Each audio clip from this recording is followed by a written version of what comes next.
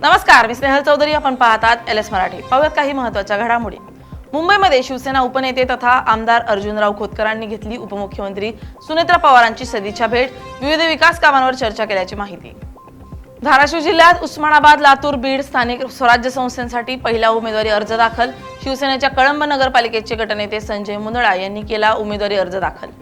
पुण्याच्या भोरमध्ये शोले स्टाईलनं आंदोलन. जलजीवन योजनेचं पाणी घरापर्यंत पोहोचत नाही, निषेध करण्यासाठी पाणी योजनेच्या टाकीवर चढून आंदोलन. रायगड खालापुरात वृद्ध दाम्पत्याचा गळा चिरलेल्या अवस्थेत आढळला मृतदेह. खालापूर पोलिसांची तपासीसाठी 5 ते 6 पथकं रवाना. पुण्याहून साताराकडे जाणाऱ्या महामार्गालगत एकाच ठिकाणी उभ्या असलेल्या कारमध्ये इसमाचा मृतदेह. मृत्यूचं कारण अद्याप अस्पष्ट. पोलिसांकडून पुढील तपास सुरू. नंदुरबारच्या फेस गावातील आश्रमात चोरी. अज्ञात चोरट्यांनी 8,06,500 रुपयांचा मुद्देमाल केला लंपास. नागरिकांनी स्लॅश लॉक वापरण्याचं पोलिसांकडून आवाहन. सांगलीच्या सायबर क्राईम ब्रांचनं डिजिटल अरेस्टची भीती दाखवून गंडा घालणाऱ्या टोळीला केली अटक. पश्चिम बंगालच्या दोघांना पुण्यातून अटक. निवृत्ती शिक्षकाला 59 लाखांचा गंडा.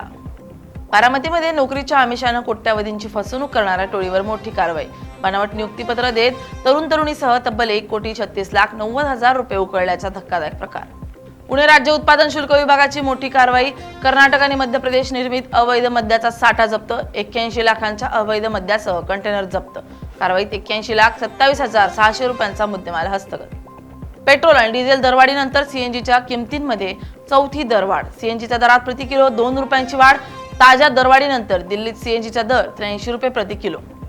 या होत्या काही महत्त्वाच्या घडामोडी. पाहत रहा एलएस मराठी, सत्याची नवी दिशा.